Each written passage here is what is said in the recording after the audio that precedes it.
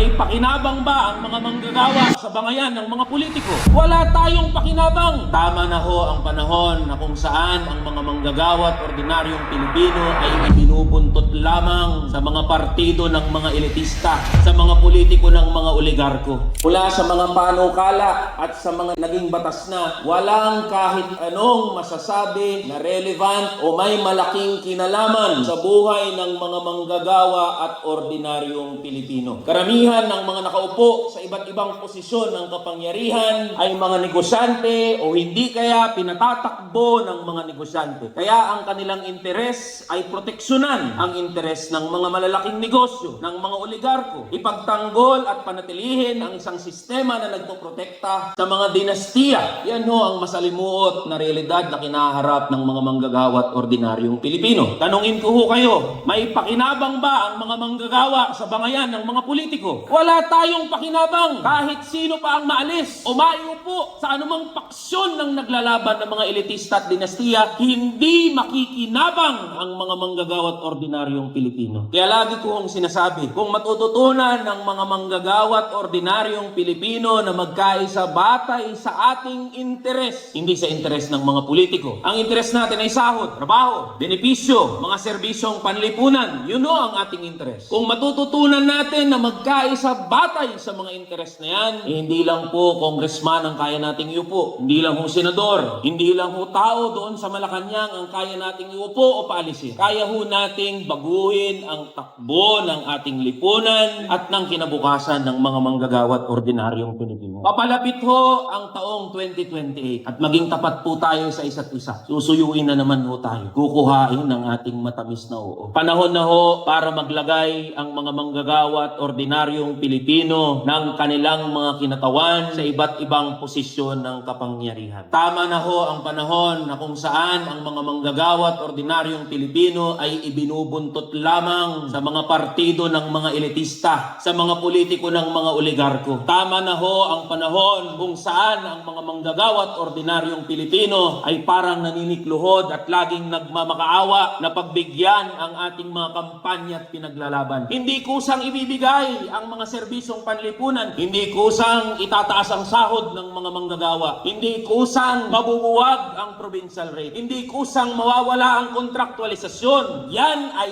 dapat nating ipaglaban. Gaya rin ng pinakikita ng kasaysayan, lahat ho ng natatamasa nating karapatan at kalayaan natin ngayon ay hindi kusang ibinigay sa mga manggagawa. Yan ay bunga ng pakikibaka at paglaban ng bawat isang manggagawa at ordinaryong Pilipino. Ito po ay deklarasyon ng mga manggagawa at ordinaryong Pilipino na hindi tayo susuporta sa mga kandidato ng oligarko, ng mga dinastiya at ng mga tradisyonal na mga politiko. Kundi tayo ay titindig, mangangampanya at magpapanalo ng sarili nating mga kandidato sa iba't ibang posisyon ng kapangyarihan mula sa lokal hanggang sa pambansang antas. Mabuhay ang Workers and Peasants Party! Mabuhay ang mga manggagawa at ordinaryong Pilipino!